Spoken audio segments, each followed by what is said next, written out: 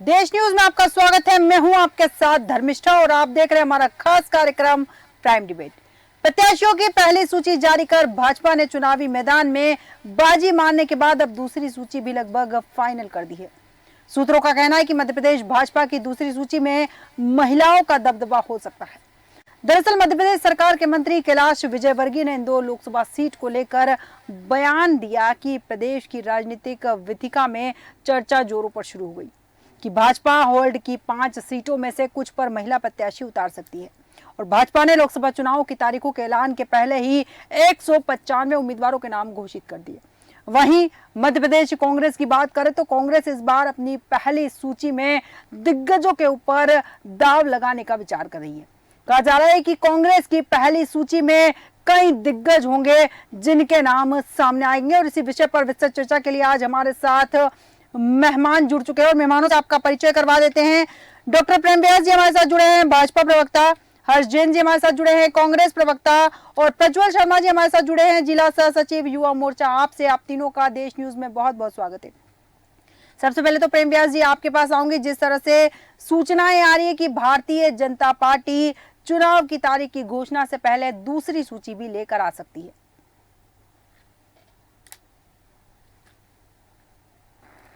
नीति, निर्णय और नेतृत्व, ये चारों चीजें तय है। इसीलिए निश्चित रूप से जब भी सामूहिक रूप से जब बैठकों का दौर आता है तो उसमें से जो सर्वप्रदर्शित नाम होते हैं उनका चयन होता है और उसके बाद में उनको प्रदर्शित भी किया जाता है। हमारे यहाँ समय समय पर पार्लियामेंट्री बोर्ड की बैठक होती है, निचले स्तर पर भी बैठकें होती है जिससे मीडिया को भी अवगत कराया जाता है। और दूसरा, हमारे यहाँ जितने भी नेता है चाहे वे किसी भी पद पर सुशोभित होते हैं, उनके मन में कार्यकर्ता भाव जीवित होता है।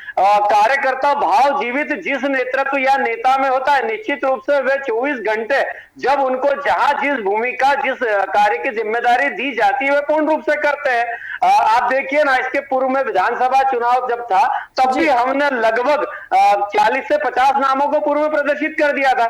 चूंकि हमारा नेता तय है, नरेंद्र मोदी जी के नेतृत्व में हम लोग कार्य कर रहे हैं। दूसरा, नीति तय है। जिस तरह से पूर्व में नीति बनाई गई थी और हमने वोट परसेंटेज बढ़ाने का कार्य करा था। और हमारे यहाँ निर्णय, सामूहिक निर्णय लेना, संगठनों का निर्माण करना, उसके लिए माननीय नड्डा जी प्रयासरत रहते हैं। तो हमारी तीनों चीजें तय है। वही अगर अभी कांग्रेस की आप बात करेंगे तो निश्चित रूप से अभी जो कांग्रेस का एक कार्यक्रम हुआ जिसमें भारत तोड़ो यात्रा के अंतर्गत कमलनाथ जी का नाम 9वें नंबर पर लिया गया। उसके पूर्व में दिग्विजय सिंह साहब चुनाव लड़ने का मना कर चुके हैं। उसके पूर्व में प्रदेश को सुरजेवाला जी को लेके आए थे विधानसभा चुनाव में, वे खुद चुनाव हार रहे थे। तो हारे हुए लोग चुनाव कैसे जिताएंगे? वही हमने मोदी जी की गारंटी को साक्षर करके जनता के मध्य में विकास यात्राओं के माध्यम से या अभी जो रथ यात्रा निकाली उसके माध्यम से आज वो सरकार है जो जनता के मध्य में जाकर प्रदर्शित कर रही है कि हमने क्या कार्य कर रहे हैं। तो निश्चित रूप से दूसरी लिस्ट भी जल्द आएगी और वो भी सुशोभित होगी। बिल्कुल बिल्कुल, दूसरी सूची भी जल्द आएगी। हर्षजन जी आपके पास आऊंगी। यहाँ पर सूत्रों के हवाले से खबर भी आई है कि इस बार जो कांग्रेस की पहली सूची आने वाली है मध्य प्रदेश में छत्तीसगढ़ की तरह ही होगी वो सूची जिसमें दिग्गजों पर कांग्रेस पार्टी इस बार दाव लगा सकती है। और क्या भारतीय जनता पार्टी की पहली सूची आने के बाद कांग्रेस के ऊपर सूची जारी करने का प्रेशर है? जी निश्चिंत ही, हमारी सेंट्रल इलेक्शन कमेटी की मीटिंग्स चल रही हैं और प्रदेश से भी सूची बनकर जा चुकी है जो कुछ ही दिन में, लगता है 2-3 दिन में दिल्ली से फाइनल होके मेरे लिहाज में आज मीटिंग हुई है उसमें फाइनल होके 2-3 दिन में फाइनल आ जाएगी। बिल्कुल बिल्कुल, आज मीटिंग हुई है उसमें फाइनल होकर सूची जल्दी आ जाएगी। शर्मा जी आपके पास आऊंगी। यहाँ पर मैं जिस तरह से हम बात कर रहे हैं, यहाँ पर सूची को लेकर बात चल रही है। भारतीय जनता पार्टी अपनी दूसरी सूची जारी करने की तैयारी कर रही है और कांग्रेस पार्टी अपनी पहली सूची की तैयारी कर रही है। आपको क्या लगता है, सूची जारी कर कर जैसे भारतीय जनता पार्टी की सूची पहले जारी हुई है, कांग्रेस अब जारी करेगी तो कहीं ना कहीं कांग्रेस के पास अब चेहरे सामने लाना आसान हो जाएगा क्योंकि भारतीय जनता पार्टी अपने पत्ते खोल चुकी है। ऐसे में कांग्रेस के लिए उनकी टीम के सामने अपनी टीम को उतारना आसान हो जाएगा या फिर एक दबाव होगा कि इनके सामने हम इस प्रत्याशी को उतारेंगे तो वो कितना टिक पाएगा या कितना नहीं टिक पाएगा, ये चुनौती बनेगी। ये इंडिया गठबंधन के साथ ही हमारी कांग्रेस अपनी पूरी क्षमता के साथ में चुनाव लड़ेगी और स्वाभाविक है कि फायदा मिलेगा जल्दी सूची जारी करने के लिए भाजपा की, क्योंकि भाई ने हमारे बताया कि काफ़ी मेहनत करी जाती है भाजपा में चुनावी सूची जारी करने के लिए, चुनाव प्रचार के लिए। मोदी जी को आज 370 हटाने के बाद आज समय मिला कश्मीर जाने का। 2.5 साल में कभी वो कश्मीर नहीं जा पाए। मोदी जी अभी भी मणिपुर की जनता बेहाल है, मणिपुर नहीं जा पा रहे हैं। 7 दिन के अंदर प्रधानमंत्री जी 2 बार बिहार चले जाते हैं। हमारे भाई कह रहे हैं मोदी जी की गारंटी, तो मेरे को समझ नहीं आता है कि 2014 में जो मोदी जी ने गारंटी दी थी 2 करोड़ रोजगार हर साल देने की, उस गारंटी का क्या हुआ। मैं ये सवाल करना चाहता हूं कि 2014 में मोदी जी ने जो बात कही थी कि काला धन वापस आएगा, उस गारंटी का क्या हुआ। जनता को मोदी जी ने 15-15 लाख रुपए की टोपी पहना दी और खुद 10 लाख का सूट पहन रहे हैं। इन सब का क्या हुआ। आज भाजपा जवाब दे पहले कि भाजपा क्या सिर्फ चुनाव लड़ने के लिए अपनी मेहनत करेगी या जनता के साथ या जनता का काम करने के लिए भी अपनी मेहनत करेगी। ठीक है, पुनः आऊंगी आप ही के सवाल के साथ, प्रेम व्यास जी के पास जाऊंगी। इसके पहले हमारे साथ इस वक्त सैफ मलिक जी, राजनीतिक विश्लेषक भी जुड़ चुके हैं। देश न्यूज में आपका बहुत बहुत स्वागत है सैफ मलिक जी। मलिक जी, आपके पास आऊंगी। यहाँ पर मैं जिस तरह से कांग्रेस पार्टी की तरफ से बयान भी आ रहे हैं, इस बार कहा भी जा रहा है कि छत्तीसगढ़ की तरह ही कांग्रेस जो है मध्य प्रदेश में दिग्गजों पर दाव लगाएगी, लेकिन कहा जा रहा है कि कहीं हारे हुए जो नेता हैं उन्हें भी टिकट दिया जा सकता है। ऐसे में हारे हुए पर दाव लगाना कांग्रेस को कहीं भारी तो नहीं पड़ेगा? देखिए, जहाँ तक सवाल प्रत्याशियों का है कांग्रेस के, तो कांग्रेस के पास कैंडिडेट्स की तलाश जारी है और हारे हुओं से फ़र्क इसलिए नहीं पड़ेगा कि एक तरह से उनके पास खोने के लिए कुछ भी नहीं होगा, क्योंकि विधानसभा चुनाव तो वो लोग वैसे ही हार चुके हैं और आगे की राजनीति को उनको बढ़ाने के लिए उनको एक ये मौका पार्टी की ओर से मिल रहा है, तो लिहाजा उसमें वो पूरी मेहनत के साथ मैदान में उतरेंगे, ऐसा मेरा सोचना है।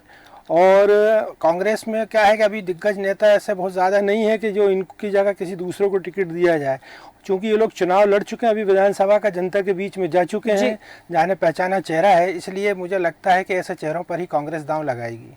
बिल्कुल बिल्कुल कि ऐसे चेहरों पर ही कांग्रेस दाव लगाएगी। और बड़ा सवाल यहाँ ये भी है कि हारे हुए की अगर हम यहाँ बात करें तो भारतीय जनता पार्टी ने भी कई हारे हुए दिग्गजों को मैदान में उतारा है, लेकिन अब देखना दिलचस्प होगा कि भारतीय जनता पार्टी का दाव भी कितना काम आता है। प्रेम व्यास जी, आपके पास आऊंगी। जैसे कि कैलाश विजयवर्गीय जी ने कहा है कि जो 5 सीटें होल्ड की गई है उसमें से कुछ सीटों पर महिला प्रत्याशी उतारी जा सकती है। लगातार भारतीय जनता पार्टी खुद को महिला हितैषी बताती है, ऐसे में मात्र 4 महिलाएं अब तक जो आपकी पहली सूची आई है उसमें मध्य प्रदेश की मात्र 4 महिलाएं मैदान में। ये जो 5 सीटें होल्ड की गई, इसमें क्या महिला प्रत्याशी के होने की संभावना है? देखिए धर्मिष्ठा जी, कुल मिलाकर अगर माने तो पहले लिस्ट से ही 25 से 30% के आसपास महिलाओं का जो हमने कहा था उनको हम निर्विवाद रूप से अलग अलग सांसदीय क्षेत्र से मौका देते आए हैं, पूर्व में भी दिया है। और अगर भारतीय जनता पार्टी की संयुक्त रूप से बात करेंगे तो यह भारतीय जनता पार्टी में ही संभव है कि एक सामान्य कार्यकर्ता को विशिष्ट पद पे बिठा दिया जाए। आप देखिए डॉक्टर मोहन यादव जी राजस्थान में, भजन लाल शर्मा जी या विष्णुदेव सहाय जी, तो निश्चित रूप से यह भारतीय जनता पार्टी में संभव है कि एक कार्यकर्ता को पद, गरिमा, निष्ठा और उसके कार्यों का जिस तरह से उनने कार्य कर रहे हैं उसके हिसाब से उसके पद को सुशोभित किया जाए। अब दूसरी चीज है जो मेरे काबिल मित्र ने बात करी थी, अभी अगर पंजाब की बात करेंगे तो वहां पर विधानसभा में आप पार्टी को कांग्रेसी चोर कह रहे हैं और कह रहे हैं कि ये भ्रष्ट है। तो वहीं अगर छत्तीसगढ़ में देखिए, आपके भी बिहार के केजरीवाल नेता ने मुराठी बांध रखी थी कि जब तक नीतीश कुमार जी वापस मुख्यमंत्री पद से नहीं हटा देता हूँ मैं मुराठी नहीं खोलूंगा।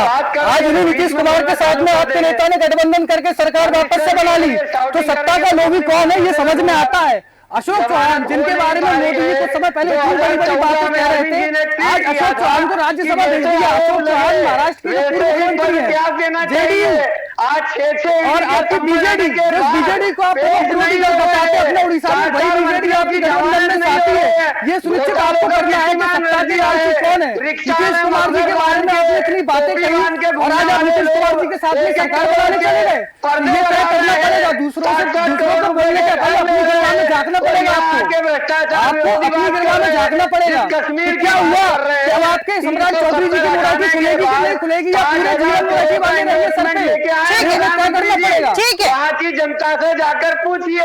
ठीक है, नीतीश कुमार जी से सवाल पूछिए, वही तो कह रहे थे कि बीजेपी भाजपा पूर्व के सवालों के मैं खा रही है। क्या फिर बाद में नीतीश कुमार शर्मा जी आपको पूरा मौका दूंगी मैं बात रखने का। प्रेम व्यास जी, मुद्दे पे आएंगे पुनः अपन। देखिए, मैं पुनः इसलिए अपनी बात दोहरा रहा हूं कि जिस तरह से जैसे ही इनकी बातों का जवाब देना चालू करें, बीच में चिल्लाना चालू करते हैं। तर्क सम्मत अगर जवाब है आपके पास मेरे मित्र, तो अपनी समय पे बोल लीजिए। मैंने कहा है क्योंकि आपके नाम से प्रदर्शित इसीलिए नहीं हो रहे हैं क्योंकि जैसे पंजाब में वो तो विधानसभा की बात है, छत्तीसगढ़ में सर्वविदित बात है, और जो आपने कहा था नौकरियों की बात, 11 करोड़ ईपीएफओ खाते हुआ करते थे, अभी 27 करोड़ ईपीएफओ खाते हैं। दूसरा, आपने कहा कि पूंजीवादी 10 लाख करोड़ रुपया लोगों से अर्जित किया जा चुका है। तीसरी बात है, आपने कहा कि महंगाई की दर बिना साक्ष के बात मत कीजिए, आप बिना साक्ष के बात मत कीजिए, फिर बोलना चालू करते है हैं ना। अगर आप अब बोलेंगे तो बोल पाएंगे फिर नहीं, आप बिना साक्ष्य के बात मत कीजिए, आप साक्ष्य प्रस्तुत करिए पहले। आपकी तो जुमले देने की आपकी पुरानी आदत है, आज से नहीं, आपकी पार्टी सत्ता में जुमले देकर आई है और अभी तक जुमलों के बलबूतों पर ही आगे सरकार चला रही है। कि सरकार के शीला दीक्षित जी 4 एसी लगाती है, दिल्ली की जनता झोपड़ी में सोती है। मैं कह रहा हूँ, वापस से दोहराता हूँ, दूसरों को बोलने के पहले अपनी गिरवा में झांकिए मित्र। जेडीयू के साथ क्या हुआ, अशोक चौधरी के साथ क्या हुआ? आपके नेताजी यहाँ भोपाल की धरा पे आकर कहकर गए थे कि एनसीपी के अजीत पवार पे 70,000 करोड़ का घोटाला है, और 3 दिन बाद जाके अजीत पवार जी को अपनी पार्टी में ले लिया। आपको खुद को सुनिश्चित करना पड़ेगा पहले। अगर सीखना है, एक नई वॉशिंग मशीन जो आपकी है, जो भी आता है धुल जाता है और बाद में आके सरकार में बैठ जाता है। ठीक है, बताइए, मैं दावा कर रहा हूँ किसके ऊपर जांच बंद हुई। ठीक है, ठीक है प्रेम व्यास जी, प्रज्वल शर्मा जी, पुनः ठीक है, पुनः आऊंगी आपके पास में। हर्षजन जी, आपके पास आऊंगी। इस वक्त जिस तरह से हम बात कर रहे हैं कि कांग्रेस की पहली सूची में कई दिग्गज होंगे, लेकिन कुछ दिग्गज ऐसे हैं जिन्होंने चुनाव लड़ने से मना किया है। क्या आला कमान इन्हें मनाएगा चुनाव लड़ने के लिए, या फिर किसी और प्रत्याशी पर दाव खेला जाएगा? नहीं धर्मेश्वर जी, मैं तो ये बोलना चाहूंगा कि बीजेपी, भारतीय जनता पार्टी सिर्फ इवेंट क्रिएट करती है। 2019 में इन्हें इवेंट क्रिएट करा, सबको चौकीदार बना दिया। अब इनने सबको मोदी का परिवार बना दिया। अब मोदी के परिवार को बनाया तो इनसे पूछिए, जो पहली लिस्ट इन्हें जारी करी 195 नामों की, उसमें इतने सीनियर इनके कैबिनेट मिनिस्टर नितिन गडकरी कहाँ है? वो इनके परिवार के सदस्य नहीं है क्या? उनका तो नाम ही नहीं आया, उनको ह्यूमिलेट करा गया। क्या साहब नितिन गडकरी इनसे इनसिक्योर है? क्यों गडकरी जी का नाम नहीं डाला गया पहली सूची में? इसका जवाब देना चाहिए भाजपा प्रवक्ता को। हर्ष जी, लेकिन नितिन जी ने तो यहाँ कोई सवाल नहीं उठाया है। अगर उन्हें भाजपा ने दरकिनार किया भी है तो गडकरी जी का ऐसा कोई बयान सामने नहीं आया है कि मुझे पार्टी दरकिनार कर रही है, मेरा सम्मान नहीं कर, इस तरह का बयान गडकरी जी का कोई सामने नहीं आया है। तो यहाँ दबी आवाज में बोल रहे हैं। परसों का उनका एक इंटरव्यू था लंदन टॉक में, उन्होंने कहा था। ठीक है प्रेम व्यास जी, देखिए, दोनों चीजें, मुझे लगता है कि एक बहुत ही निंदनीय बयान था जिसकी पूरे भारत में भर्त्सना हुई। जो माननीय खड़गे जी ने कहा नरेंद्र मोदी जी के परिवार को लेके, और उसके बाद में उनके प्रवक्ताओं का बचाव करना, उसी प्रश्न को खड़ा करना, ये किस मानसिकता को प्रदर्शित करता है मुझे समझ नहीं आता। दूसरी बात जो इन्होंने कही गडकरी जी की, तो निश्चित रूप से जब नामों का प्रदर्शन होता है, भारतीय जनता पार्टी दायित्वों का निर्वहन करती है। पूर्व से शिवराज सिंह जी चौहान के लिए कांग्रेस सिर पटबोल कर रही थी, और उसके बाद में अभी शिवराज सिंह जी चौहान को सांसद का टिकट दे दिया गया।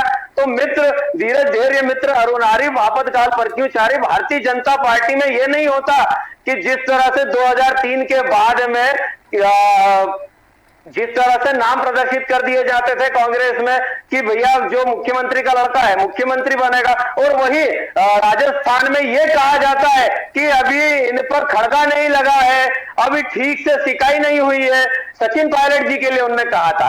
तो निश्चित रूप से यह भारतीय जनता पार्टी में नहीं होता। भारतीय जनता पार्टी में कार्यकर्ताओं का जो मानदेय है वो कार्यकर्ताओं के कार्यों के अनुरूप तय होता है। और कहीं भी एक भी बयान मुझे बता दीजिए हमारा पहले नाम प्रदर्शित होने के बाद में कहीं भी असंतोष नहीं है, तो ये प्रदर्शित करता है कि हमारा नेता, निर्णय और नीति और नेतृत्व, इन चारों के प्रति सम्मान है।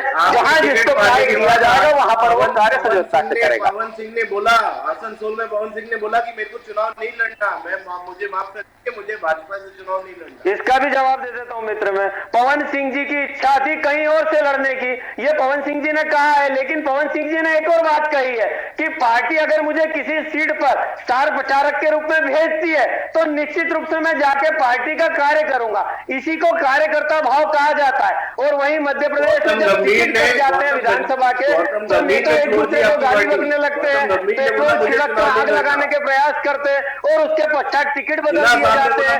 एक नेता जो चुनाव हार जाते हैं वो मुंह पे काली पोत के आ जाते हैं। सुरजेवाला जी मध्य प्रदेश की धरती में आते हैं तो वो यहाँ की जनता को राक्षस कह देते हैं। एक नेता उत्तर प्रदेश से आते हैं तो वे तुष्टीकरण की बात करते हैं। तो अभी जो सरकार चल रही है वो तुष्टीकरण वाली सरकार नहीं है। अभी स्पष्ट डेमोक्रेटिक जिस तरह से हम कार्य कर रहे हैं, जनता हमारे साथ में। दूसरा, जिस तरह से आपने कहा था कार्यों का जिक्र, मुझे बताइए पीएम आवास बने हैं यानी, शौचालय मिले हैं यानी, डिजिटलाइजेशन के माध्यम से खाते जोड़े गए हैं यानी, आयुष्मान कार्ड में लाखों लोगों को इलाज मिल रहा है यानी, स्वरोजगार के लिए 21 लाख करोड़ रुपया दिया है यानी, 37 किलोमीटर सड़कें बनी है यानी, एयरपोर्ट के निर्माण, आईआईएम के निर्माण, आईआईटी के निर्माण। भारत की आज अगर परिस्थिति देखेंगे तो 10वीं से 5वीं पोजीशन पर आ गया है भारत। दूसरा, महंगाई दर की मैंने बात करी थी, मेरा मित्र उस समय से 8.2% थी। मैं दावे के साथ बोलता हूं अभी की 13% है। और मनमोहन सिंह जी के शासन में महंगाई दर जो 8.2% थी, हमारे इसमें 5.1% है। आप आंकड़े चेक कर लीजिए। दूसरा, ईपीएफओ के डाटे की मैंने बात करी थी, 11 करोड़ लोग पूर्व में ईपीएफओ भरते थे, आज 27 करोड़ है। इसका मतलब 16 करोड़ लोग निश्चित रूप से अपने कार्यों का पालन कर रहे हैं, तब तो वो ईपीएफओ भर रहे हैं। 1 लाख स्टार्टअप्स बने हैं, आप जाकर चेक कर लीजिए। उसके बाद में स्कीम्स लेके आए, प्ली स्कीम, उसमें 15 सेक्टर्स ऐसे थे जिनमें प्ली स्कीम लेके आए। उसके बाद संभव हो सका कि आज हम हथियारों में, खिलौनों में, डिजिटलाइजेशन में दूसरे देशों से बहुत आगे हैं। आज इंफ्रास्ट्रक्चर की बात करेंगे तो भारत प्रथम पोजीशन पे इन्वेस्ट करने वाला। ग्रीन एनर्जी की बात, ठीक है, पुनः आऊंगी आपके पास में। सैफ मलिक जी, आपके पास आऊंगी। इस वक्त में जिस तरह से अगर बात चल रही है, यहाँ पर लगातार कांग्रेस पार्टी भारतीय जनता पार्टी पर यहाँ पर हमलावर है। उनका कहना है कि कई लोगों ने पार्टी छोड़ दी है। सवाल यहाँ ये भी है कि भारतीय जनता पार्टी ने पहली सूची जारी कर दी, दूसरी सूची का इंतजार किया जा रहा है। कांग्रेस की पहली सूची का इंतजार अभी खत्म नहीं हुआ है। साथ ही यहाँ पर कांग्रेस पार्टी के वरिष्ठ जो है कमलनाथ जी, उनका बयान सामने आया था कुछ समय पहले। उनका कहना है कि हम 12 से 13 सीटों पर जीत दर्ज करेंगे, 29 सीटों पर उम्मीदवार उतारेंगे और जीत दर्ज करने की बात की जा रही है 12 से 13 सीटें। तो क्या बाकी की सीटें हार को लेकर पहले से ही तय कर ली गई है कि हाँ हम इन सीटों पर हारने वाले हैं?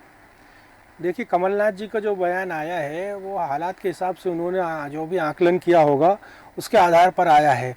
कांग्रेस के लिए यहाँ पर खोने के लिए कुछ भी नहीं है। यहाँ पर भाजपा के पास 28 सीटें थीं और अगर कांग्रेस बढ़कर 12 भी हासिल कर लेती है मध्य प्रदेश में तो उसके लिए एक बहुत बड़ी उपलब्धि होगी। तो कमलनाथ जी ने जो कहा वो हालात को देखते हुए कहा। अगर वो दावा करें कि मैं 29 में से 29 जीत रहा हूँ तो ये सिर्फ लफाजी होगी, जो कि सिर्फ भाजपा के नेता ही करते हैं, लंबी लंबी बातें करते हैं। कमलनाथ जी ने हो सकता है कि ज़मीनी आधार पर कुछ उनको यहाँ पर आंकड़े मिले हों, कुछ सर्वे रिपोर्ट्स आई हों, उसके आधार पर बात की हो। तो ये तो अपन मान सकते हैं कि 10-12 सीटें इससे पहले भी कांग्रेस एक बार 2009 के इलेक्शन से 2004 में जीत चुकी थी, तो ये रिपीट हो सकता है। और अभी जो सर्वे वगैरह आए हैं, जैसे धार की सीट का है, धार भी इन्होंने इसीलिए होल्ड किया हुआ है कि वहाँ कांग्रेस की अच्छी पोजीशन दिखाई दे रही है। और कुछ और भी सीटें ऐसी हैं जहाँ कांग्रेस थोड़ा सा मजबूत होती दिखाई दे रही है। तो इसलिए कमलनाथ जी का जो दावा है कि सीटें बढ़ेंगी, तो मुझे भी ऐसा लगता है कि इस बार जो है भाजपा अपने पिछले प्रदर्शन को दोहरा नहीं पाएगी, क्योंकि लगभग राजस्थान, छत्तीसगढ़, मध्य प्रदेश में एक जो पीक की सीटें मतलब जो अधिकतम मिल सकती थी वो इन लोगों ने जीती हैं। तो उसको प्रदर्शन को दोहराना इनके लिए बहुत ज़रूरी है भाजपा के लिए। और कांग्रेस जो है वो अपनी ये मेहनत कर रही है कि कम से कम जो इन भाजपा ने सीटें पिछली बार जीती थी उसमें हम कुछ सेंध लगा सकें और इनकी सीटें कम करके अपनी सीटें बढ़ा सकें। ठीक है, मतलब कांग्रेस प्रयास कर रही है कि भारतीय जनता पार्टी ने जो 28 सीटें जीती थी उसमें सेंध लगा सके और कुछ सीटें जीती जा सके। प्रज्वल शर्मा जी, आपके पास आऊंगी। यहाँ पर मैं कांग्रेस की सूची आने के बाद में, पहली सूची का जो जनता इंतजार कर रही है, पहली सूची आने के बाद आपको क्या लगता है कि वो सूची के अंदर जो नाम होंगे वो भारतीय जनता पार्टी की जो सूची है उसके प्रत्याशियों को कितनी टक्कर दे पाएंगे? देखिए, भारतीय जनता पार्टी के द्वारा जो शिक्षा पर टैक्स लगाया गया है इस देश में, दवाइयों पर टैक्स लगाया गया है इस देश में, इस देश को जो कर्जे में डुबो दिया गया है, मैं आपको विश्वास दिलाता हूँ कि जितने भी सूची आएंगी भारतीय जनता पार्टी के सभी उम्मीदवारों की बहुत बुरी हार होने वाली है मध्य प्रदेश में।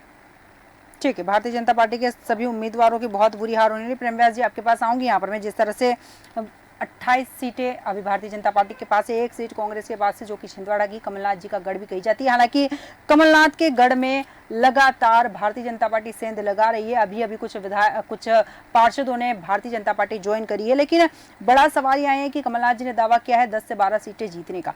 ऐसे में क्या उन सीटों पर भारतीय जनता पार्टी को चुनौती मिलने वाली है? देखिए धर्मिष्ठा जी, मध्य प्रदेश में 29 सीट है। मतलब अभी से पहली बात तो नेताओं के नामों का टोटा, कौन लड़ेगा कौन नहीं लड़ेगा। दूसरी, पहले ये कह देना कि हम मात्र 10 से 12 सीटें जीतेंगे।